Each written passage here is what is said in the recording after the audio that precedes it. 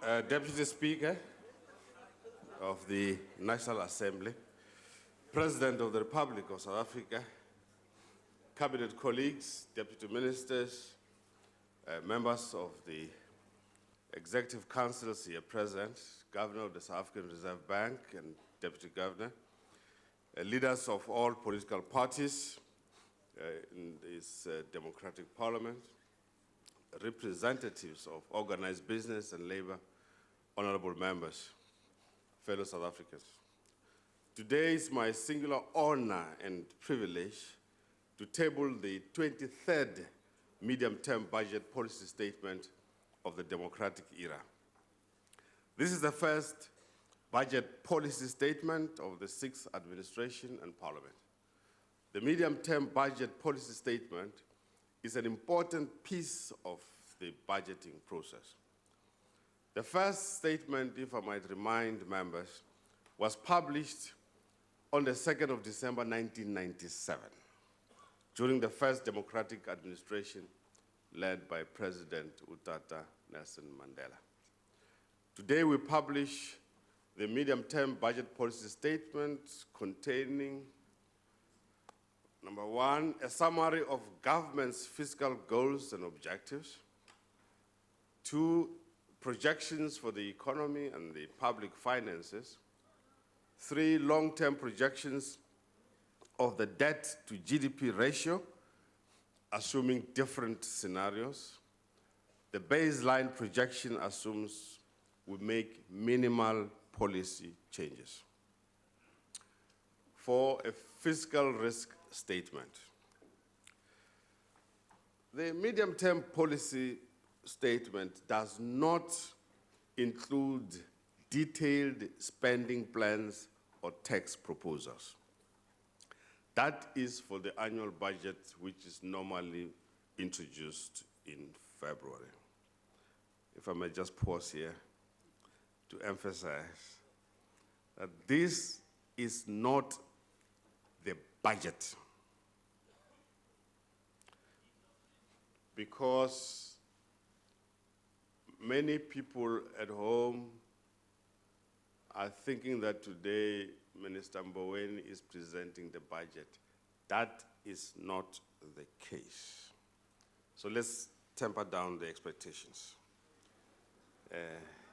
So no request for further monies or anything else.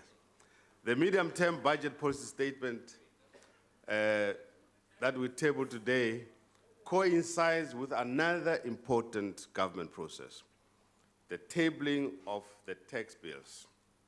I am grateful to the Standing and Select Committees on Appropriations and Finance that which have the responsibility for steering the consideration of the tax bills, giving effect to the revenue proposals as announced in the 2019 annual budget in February, and obviously the related tax administration matters, as well as the 2019 Division of Revenue Amendment Bill and the 2019 Adjustments Appropriation Bill.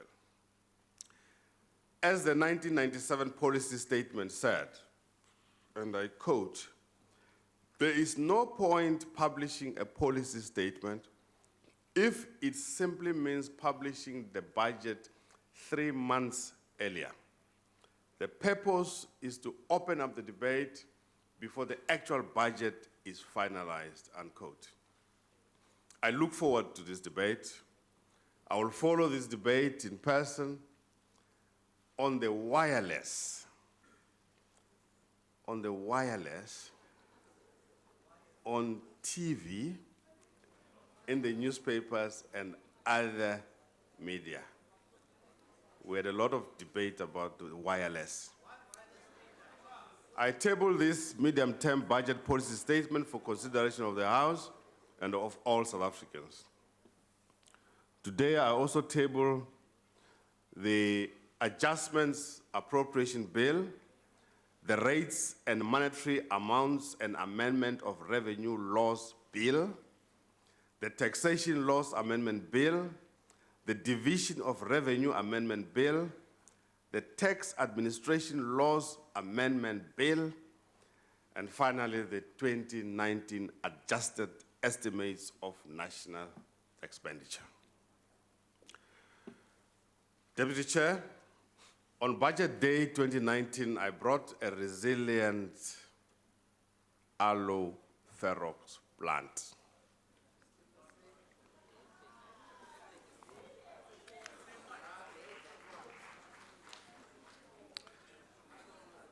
Mr. President, on a cheeky note, let me say that you might remember that I also presented to Your Excellency an aloe ferox plant, which I'm very confident that it is still alive and growing, because its health and growth signifies an important element of the South African economy. This little aloe ferox is emerging from a long winter. During that winter, the ground became hard, the leaves fell from the trees, and the air was bitterly cold. We toiled, hoping for better days. Our people became poorer. Some of them lost their jobs. Mr. Deputy Speaker, here we stand at the end of winter. The food cupboards are almost bare. We have been shuffling about in old and comfortable brown shoes. Our expenditure continues to exceed our revenue. Our national debt is increasing at an unsustainable pace. The economy is not performing that well. In these difficult times, we have turned against one another, unfortunately. We have regrettably turned against our brothers and sisters from the rest of the continent. We should inculcate in the minds of our people that we are all Africans. Worst of all, we have turned against our sisters, our daughters, and our mothers. This is not who we are. We should give renewed impetus to the fight against gender-based violence and xenophobia. So what should we do? Hope is good, but it is not a strategy. As any farmer will tell you, if you want a bumper harvest, you must be prepared to work hard during the end of winter and early spring. Because what you do to the soil then determines how successful your crop will be. Now is the time. We cannot wait any longer. If we want a successful harvest, we must act today. Mr. President, so that I don't disappoint, let me say, as the good book says, 2 Corinthians chapter 9, verse 2, I think. If you want to reap sparingly, you must sow sparingly.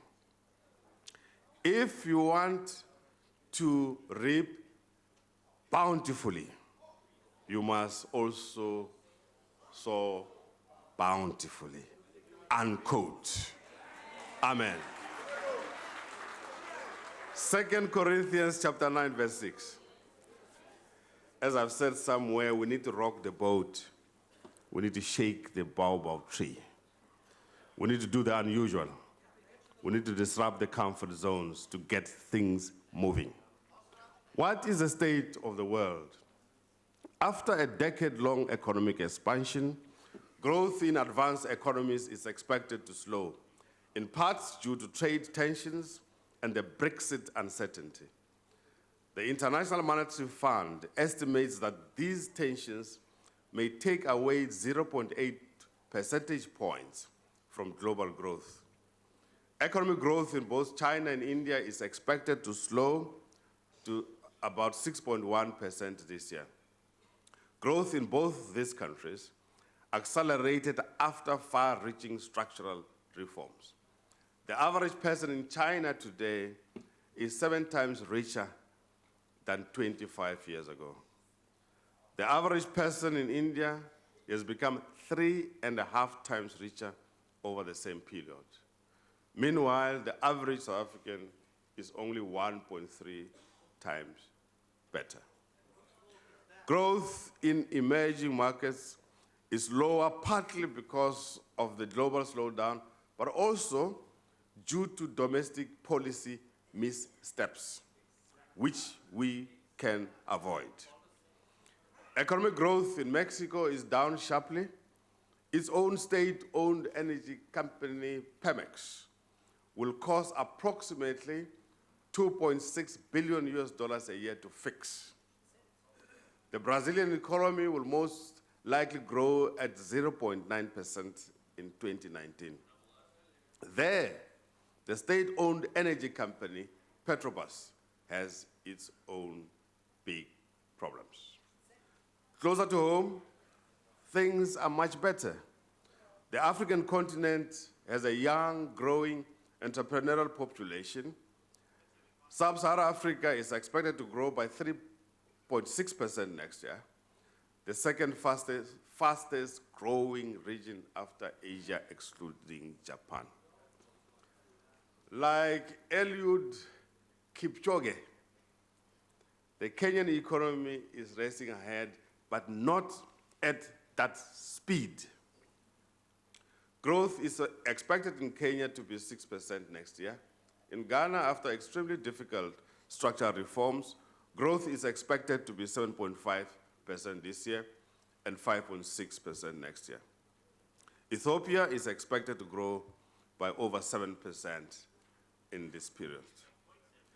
They clearly have new shoes. Why don't we? In the first quarter of this year, the South African economy contracted by a revised 3.1% on a seasonally adjusted and annualized basis. As energy constraints lifted, growth rebounded to 3.1% in the second quarter. These two quarters canceled each other out, and this year, growth has been flat. There are some signs that investment spending is strengthening. In the second quarter, growth in gross fixed capital formation rebounded to 6.1%. Mining grew by 14.4%. In real terms, credit growth has been positive since late 2018. Private sector credit extension rose 6.2% in September. Home loans grew 5% year on year, the fastest rate in some time. But corporate credit extension has softened, which is an issue of concern. In September, headline consumer price inflation was 4.1%. Lower inflation is good for everyone, particularly the poor and the working class. In short, what we have here is a mixed picture with some positive signs. It is our job to chart a course that is sober, strategic, and inclusive.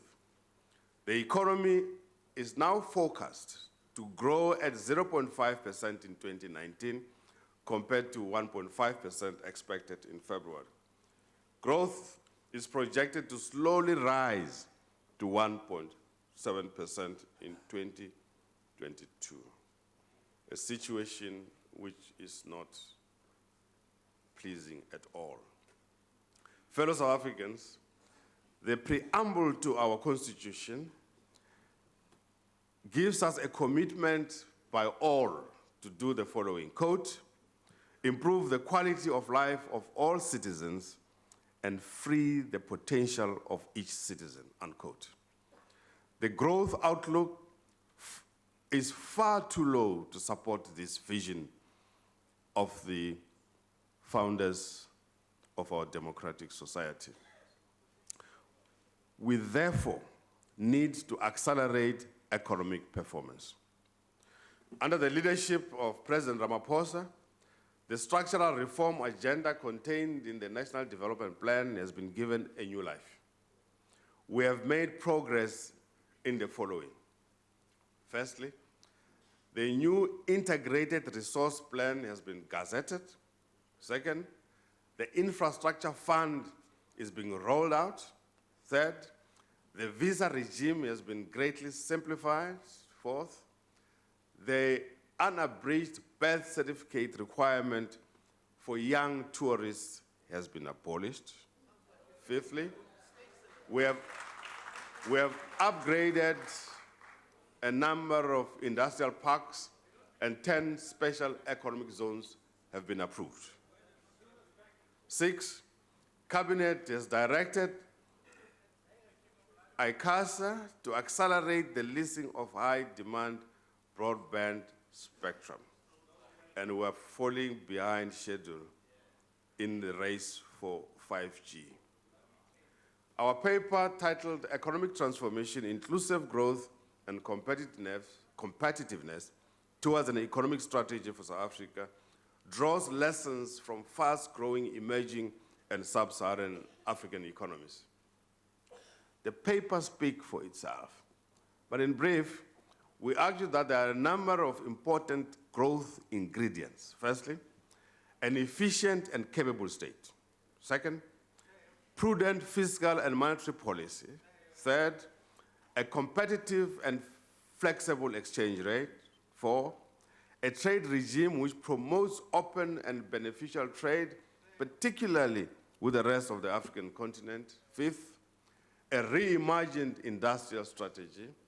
6, opening a network industries platform, that is transport, logistics, and telecommunications. This means reorganizing ESKOM and other state-owned entities. 7th, lowering barriers to entry. The president yesterday spoke to me and my colleagues at length about 2 difficulties that he has in life. One, it took him 3 years to obtain a water license on his property. 3 years. And now it's taking him an endless amount of time just to flatten the ground outside his house for parking, because permission from the city of Cape Town is difficult. 8, prioritizing job-creating sectors such as agriculture and tourism. 9, an overarching legal framework with an independent judiciary and strong property rights.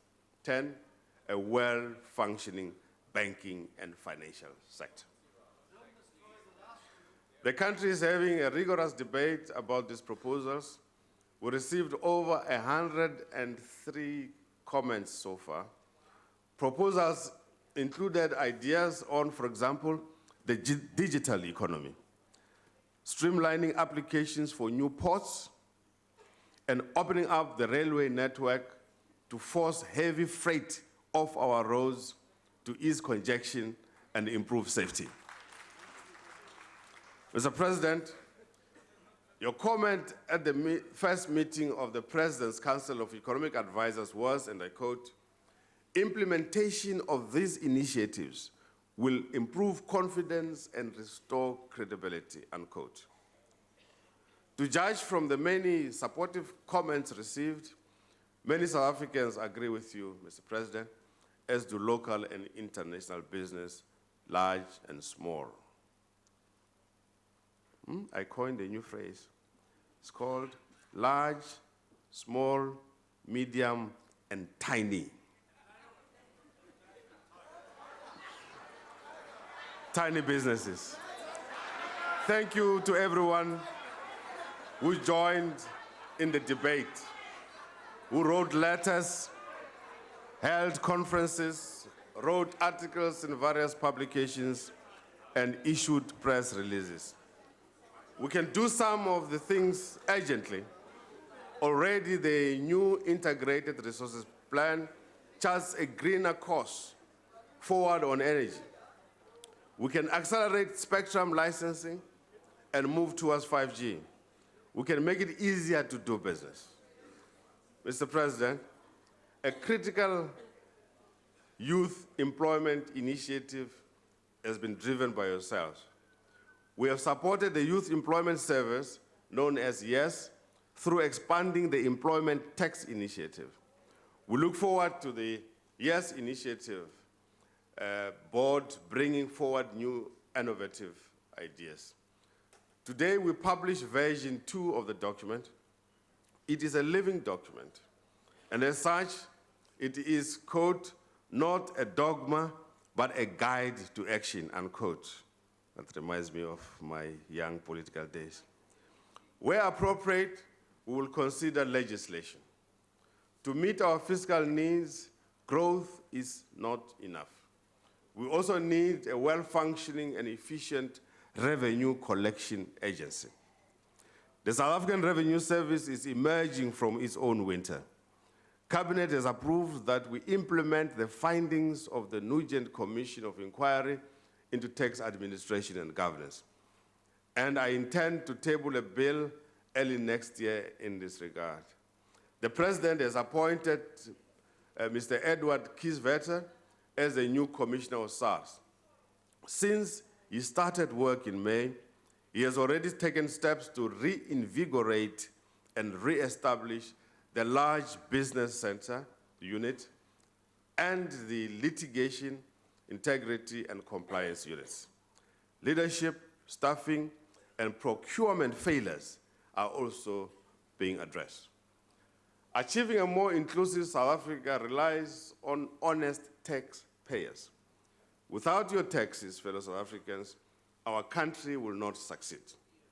Thank you to all those who have honored their obligations thus far, but we have a few more hours to complete your tax returns. Because we must render unto Caesar what belongs to Caesar, or else Caesar has a tendency of breaking your bones. But you have told us, fellow South Africans, that we must spend your hard-earned money better, and we could not agree more with you. We now expect to collect 1.37 trillion rand this year. This is 53 billion rand, or 4% less than what we expected. Looking forward, our revenue forecasts are prudent. We assume an elasticity of 1, which means a 1-to-1 relationship between growth in taxes and economic growth after adjusting for tax measures. We are assuming an elasticity of 1, which means a 1-to-1 relationship between tax, growth in tax, and economic growth after adjusting for tax measures. You can Google it in the meantime. The fiscal framework has weakened substantially since the February budget, mainly due to weaker economic growth and lower revenues, as I tried to explain the formula above. The main changes to the in-year expenditure projections are, firstly, 26 billion rand in additional financial support to ESKOM. Secondly, 11 billion rand to several smaller state-owned companies in financial distress. Thirdly, 430 million rand approved through the budget facility for infrastructure for student housing. These increases are partly offset by drawing on the contingency reserve, provincial allocations, and declared unspent funds. That said, savings from the compensation measures announced in the budget in February have not materialized as expected. Thus, in total, non-interest spending rises by 23 billion rand this year, relative to the February estimates. If we exclude ESKOM support, non-interest spending would have been 2.9 billion rand less than expected. The consolidated budget deficit is now projected at 5.9% of GDP in the current year. I just need to explain this to people in the media who have seen a different picture. This is a consolidated number that you're seeing now. This year, the national debt exceeded 3 trillion rand. It exceeded 3 trillion rand. It is expected to rise to 4.5 trillion in the next 3 years. Clearly, we need to do things differently. As things stand, without any policy adjustments, debt will most likely exceed 70% of GDP by 2022-23. This is a serious position that we find ourselves in. Our little Arlo Ferox is not doing very well, Mr. President. It needs attention, like our public finances. Honorable members, there's no status quo option. Stabilization involves difficult decisions that imply sacrifices by all of us. Slowing growth in the compensation bill and additional revenue measures will be needed. The consequence of not acting now would be grave for South Africa. Over time, the country would likely face mounting debt service costs and higher interest rates and may enter a debt trap. The unemployment crisis would worsen and government debt could balloon. This is an outcome we all are determined to avoid. Additional measures will be announced in the 2020 budget. I say this, Mr. President, deliberately because we need to understand that this medium-term budget statement does not propose tax policy changes. But in February, we'll deal with the tax policy changes in order to allow us to balance our books much better. Over the medium term, consolidated government spending totals 6.3 trillion as things stand. That is ceteris paribus. Our priorities are education, social development, and health. These receive 3 trillion over the next 3 years. Approximately half of non-interest spending goes to national government and the other half to provinces and municipalities. We have achieved many social gains over the past 25 years. Our social spending programs can be sustained over the long term, provided we make reasonable and prudent choices. On our current trajectory, by the end of the 3-year framework, debt service costs will be bigger than spending on health and economic development. Our problem is that we spend more than we earn. It is as simple as that. How will we fix it? Because we are a leadership, we are not a complaining society. To stabilize debt, government will target a primary balance by 2022-23.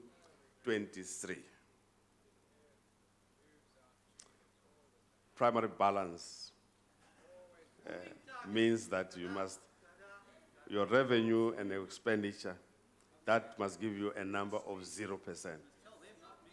Now I'm helping you because I can see you're struggling.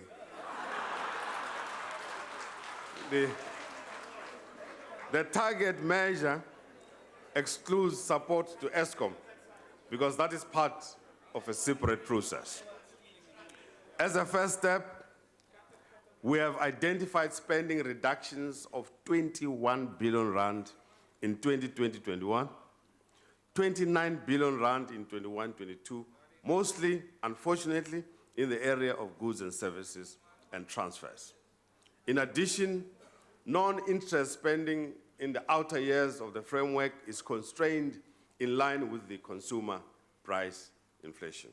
That said, if we want to achieve our target, we'll need to find additional measures in excess of 150 billion rand over the next 3 years, or about 50 billion rand a year. How will we do this?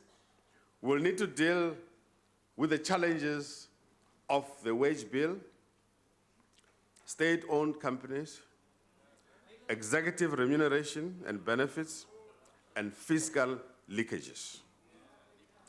In the review accompanying this statement, we set out a detailed analysis of spending on public sector wages. It shows that, it's an interesting figure actually, it shows that 29,000 public servants, plus members of the National Executive, members of Parliament, members of the provincial executives and so forth, each earned more than 1 million rand last year. So they become millionaires. This is more than double the number of civil servants earning more than 1 million rand in 2006-07. So when members of the DA shout up and down, you must know that it's because they are concerned about their status. The average wage increases across government was 6.8% in 2018-19, or 2.2% in above inflation. After adjusting for inflation, the average government wage has risen by 66% in the last 10 years. We look forward to robust discussions in the relevant bargaining structures and with other stakeholders to achieve a sustainable solution. We are all in this together. In the same breath, we would like to send a message to state-owned companies, public entities, and the private sector, the boards of directors and executive management on compensation and benefits, which must be managed downwards. The President has issued a directive which will apply to members of Cabinet and members of the provincial executives as follows. Firstly, for the foreseeable future, Cabinet, Premiers, MEC salaries will be frozen at current levels, with the likelihood of further negotiations. Two, the cost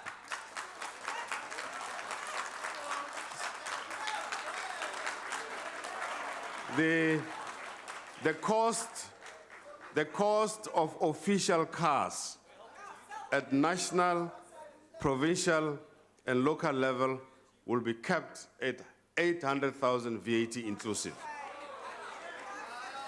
Three, a new cell phone dispensation will cap the amount claimable from the state. Four, all domestic travel will be on economy class.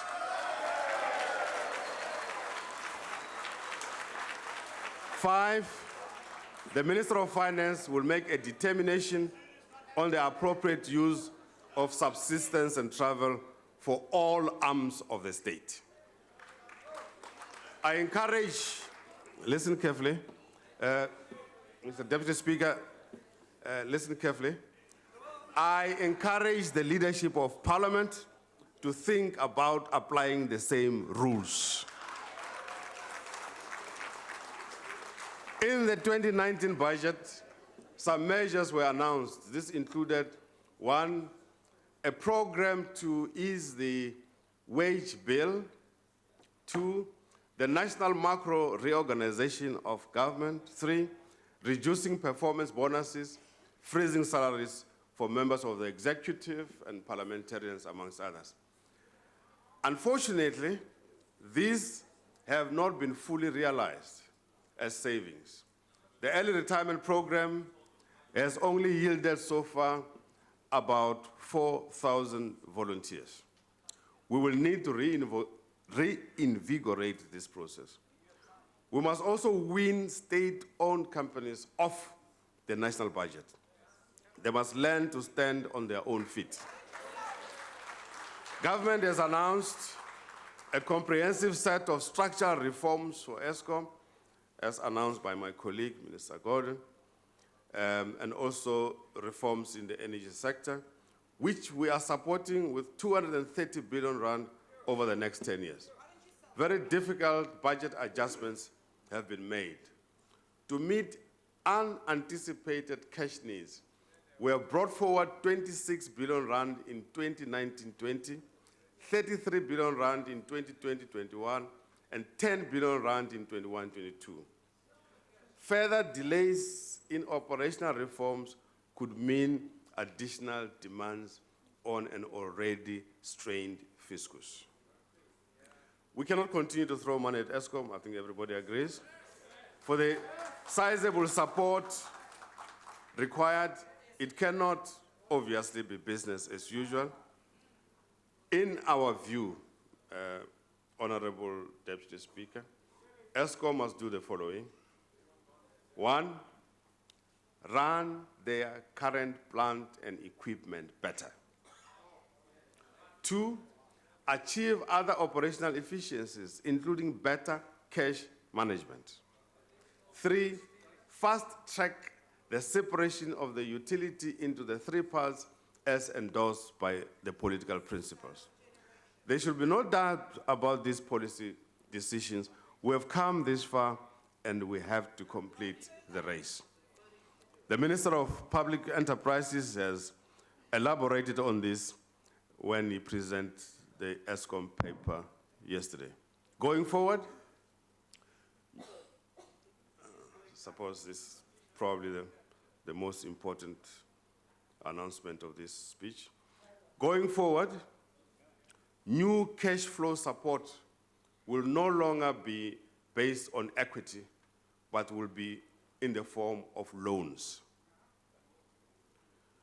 Going forward, any form of support to state-owned enterprises will no longer be in the form of equity, but loans. And a loan needs to be repaid with interest. Once I'm convinced that the ESKOM board and management have made an irrevocable commitment to the implementation of the government decisions and that there is enough progress, we'll negotiate the appropriate size of debt relief. ESKOM is a business and it should be run like a business. Now, SAA is unlikely to ever generate enough cash flow to sustain operations in its current configuration, which then begs the question, how long are we going to be on this flight path? I think we can fix things, and we have the capability and capacity to do that. Operational and governance interventions are required urgently. I am pleased, honorable members, to learn that there are conversations involving SAA and potential equity partners, which will liberate the fiscus from this SAA sword of Damocles. We have essentially chosen to subsidize the middle class and wealthy to fly around the country and other parts of the world, rather than subsidize ordinary workers who sit in old trains from the townships every day, often getting stuck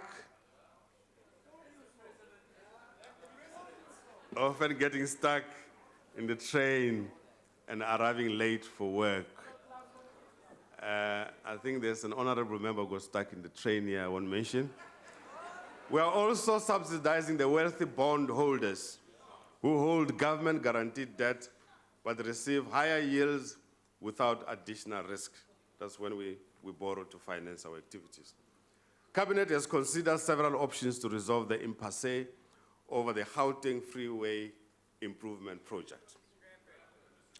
The reconfigured approach to the Gauteng Freeway Improvement Project and its financing will be determined by the Ministers of Finance and Transport after consultations with the Premier of Gauteng and the Executive Council. Further details will be provided by the Minister of Transport. But, honorable members, not paying your tolls is not an option. We therefore have to ensure that we honor our obligations. I urge the nation to pay for bills for services rendered. We need to build a culture of payment, as government services can only be sustained if we all pay what is due. Now, Deputy Speaker, other state-owned companies that require support from the fiscus will be subject to certain preconditions. One, government as a shareholder commits to the highest standards of corporate governance.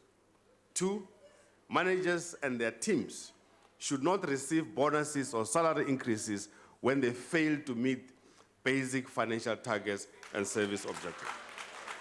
In fact, Deputy Chair, they should take a pay cut and in some cases be relieved of their duties. Three, and finally, business with outdated business models are a major fiscal risk and should be closed. It is critical to drive further infrastructure investment. Public sector infrastructure projects are plagued by poor planning and implementation. This comes out in underspending, which reached 20% of capital budgets last year. The Budget Facility for Infrastructure, a technical entity that reviews complex capital projects, has already strengthened its own capacity. In addition, government has made progress on a blended finance infrastructure model, which is what the President has been speaking about for a while. The fund will be hosted by the Development Bank of Southern Africa, and it will be led by an actual living human being, Dr. Sean Phillips. The implementation team for the fund is already at work. They have already identified policy and regulatory hurdles. A pipeline of possible projects amounting to more than 500 billion has been identified. Government has set aside 100 billion rand over the coming decade to finance projects and programs from this baseline number of 10 billion rand. Pilot projects receive 500 million in the current year. We're working with the private sector to fund this process. And I can report, Mr. President, that substantive conversations have already taken place with private banks and other institutions so that they can come to the party, and they are ready and willing to come to the party. We're making progress on improving the efficiency of the state. The state can use its budget much better. For example, and this is a good example, Mr. President, I was saying that the state can use its resources much better. For an example, the South African National Defence Force buys more than 900 million rand worth of food a year. So, in these difficult circumstances, the Chief of the Defence Force has informed me that they have started Operation Kuba Tlala, Operation Chase Away Hunger, which is a deliberate effort by our armed forces to buy food from nearby suppliers. As you know, the Defence Force has many bases around the country. So if they source their food from local suppliers, that just makes things much better. It removes the middle person and brings down the prices of these goods. Where possible, given budgetary constraints, we should encourage the whole government and parastatal system to do like the National Defense Force. Through reprioritization, the National Prosecuting Authority receives an additional 1.3 billion rand. This is important so that they can get the work of getting the criminals in jail. And the South African Revenue Service receives an additional 1 billion rand so that they can collect as much revenue as possible. These funding shifts will bolster efforts to combat corruption and improve revenue collection. Let me also say, Mr. Point of order. What's the point of My humble order? apologies, Minister. Deputy Speaker, there's someone taking a video from the ANC benches there. No. With the flashlight taking a video and pictures there. Honorable member, if you are doing that, you are out of order and you know it. It is a member with the blue there. At the back, second row from the back. And the whips will attend to that, please. We want to know who that is so that we act on them. Honorable Minister, please proceed. I was interested in the mention of the color blue. Anyway, earlier this month, Cabinet approved that over 14,000 hectares of land will be released for human settlements development.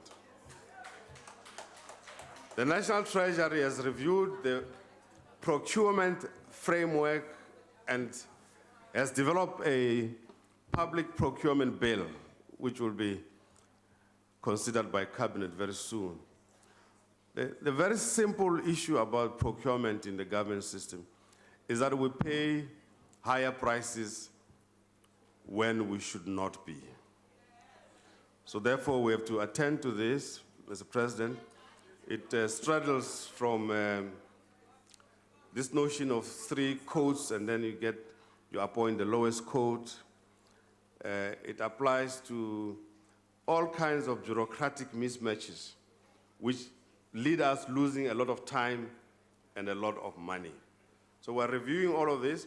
I've listened carefully to colleagues who have made inputs about the rigidities in the Public Finance Management Act, but also listened carefully to SALGA about the impact of the Municipal Finance Management Act. I've listened carefully to that, and we're going to be reviewing it. We're going to ask an independent judge to look at all these laws and see what to do with them, likely to be Judge Davis.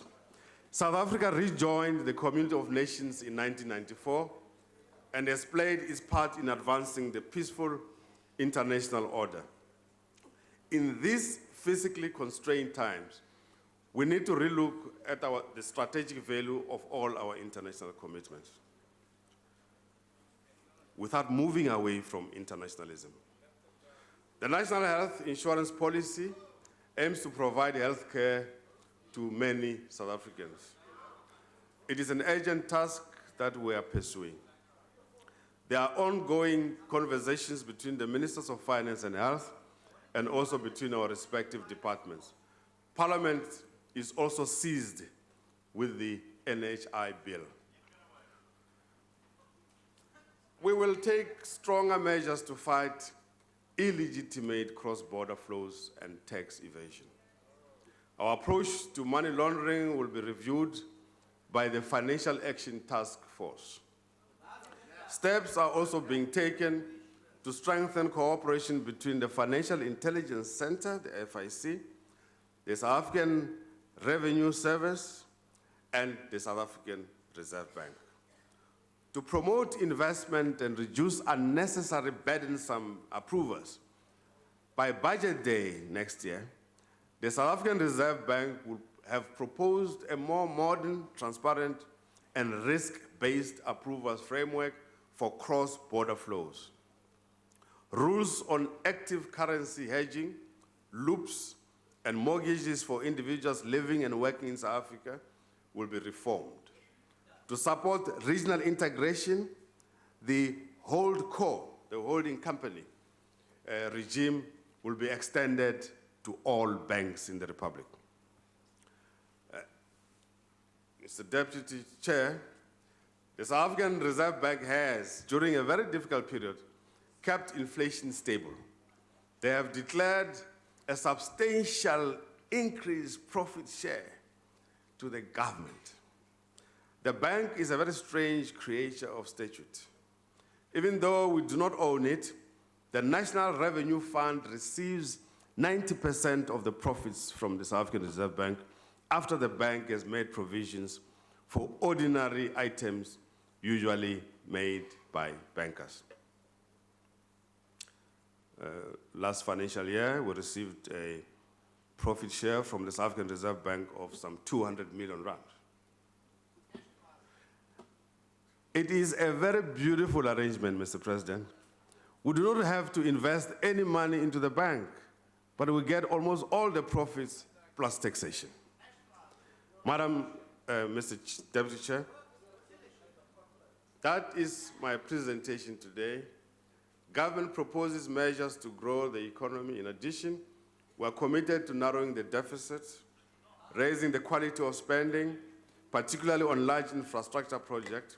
As we do this, we trust that we have the support of the entire House. And the less politicized the budget policy statement is, the better for South Africa. I end my remarks as I began this presentation. The winter has been long, but we must prepare for spring and reposition the Republic to grow and to thrive. We need to plant good seeds for our country, both now and for the future. Honorable President, in June this year, you addressed this august House and made clear that the policy of our government is, I quote, prudent borrowing and stringent expenditure management to stabilize our public finances and lower the debt trajectory, unquote. That is the work that we must now do. That is what the South African public expect from us. We shall return to this House next February with the nation's beloved aloe ferox having flourished and show a government at work. As I conclude, Mr. President, without breaching the laws of protocol, may I wish the mighty Springboks all the best this weekend, and I think they will success. Thank you very much.